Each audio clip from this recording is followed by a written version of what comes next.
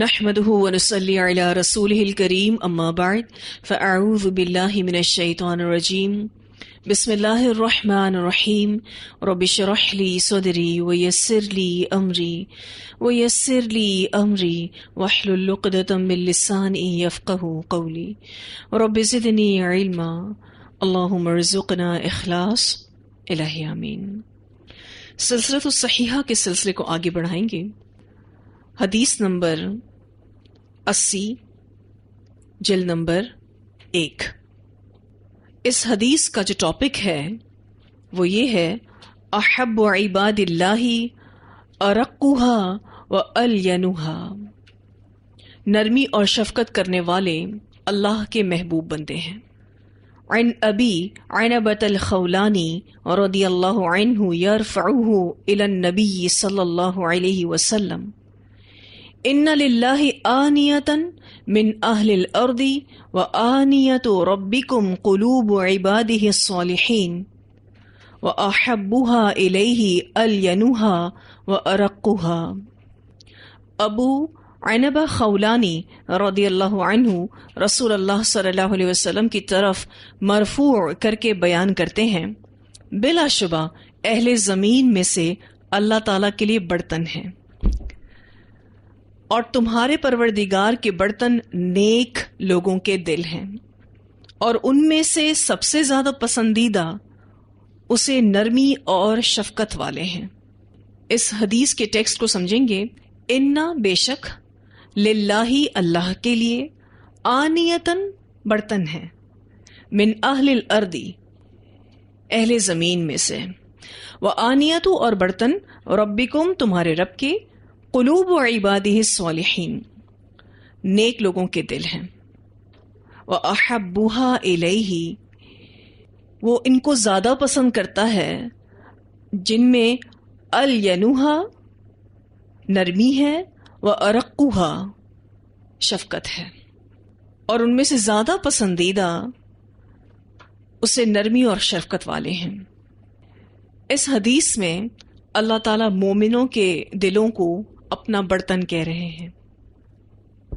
سوال یہ پیدا ہوتا ہے کہ اللہ سبحانہ تعالیٰ نے مومنوں کے دلوں کو برتن سے تشبیہ کیوں دیا ہے، اور یہ کہا کہ یہ اللہ کے برتن ہیں؟ برتن چونکہ خالی ہوتے ہیں پھر ان کو بھرا جاتا ہے۔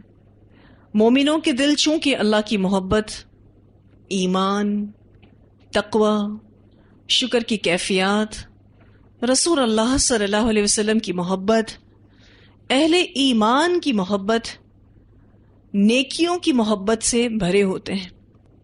ان مومنوں کے دلوں میں اچھی چیزیں بھری ہوتی ہیں، اس لیے اللہ تعالیٰ مومنوں کے دلوں کو اپنا برتن کہہ رہے ہیں۔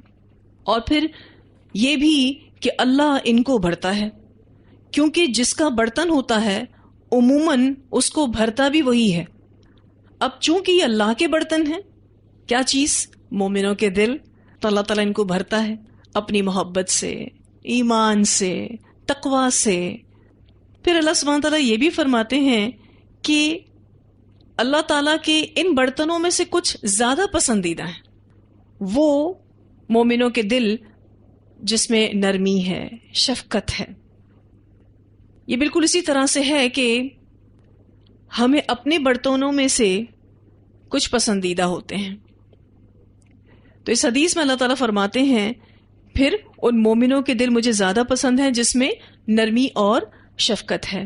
اللہ کو خاص اس صفات کے ساتھ دل زیادہ پسندیدہ ہیں۔ سوال یہ پیدا ہوتا ہے کہ کیا واقعی برتن بڑی اہم چیز ہے؟ کیونکہ اللہ تعالیٰ کا کسی بھی چیز کو بطور مثال پیش کرنا اس کی اہمیت کو واضح کرتا ہے۔ اس کی اہمیت کو سمجھنے کے لیے ہم اپنے استعمال میں آنے والے برتنوں پر غور کریں تاکہ اور بھی پہلو واضح ہوں کہ کیوں مومنوں کے دلوں کو اللہ تعالیٰ نے اپنا برتن کہا ہے۔ سب سے پہلی چیز، برتن ہمارے لیے بہت ضروری چیز ہے اور ہم اس کا بھرپور استعمال کرتے ہیں۔ مومنوں کے دل اللہ کے برتن ہیں، اللہ تعالیٰ ان کو اپنے دین کے لیے استعمال کرتا ہے۔ جیسے ہم اپنے برتن استعمال کرتے ہیں، اللہ تعالیٰ بھی اپنے برتن استعمال کرتا ہے۔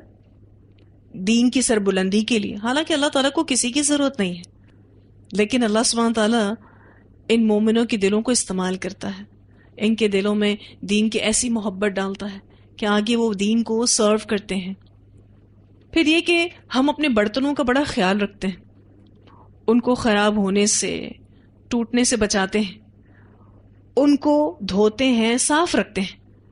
بالکل اسی طرح سے اللہ تعالیٰ اپنے مومن بندوں کے دلوں کو بہت سنبھال کے رکھتا ہے، ان کا خیال کرتا ہے۔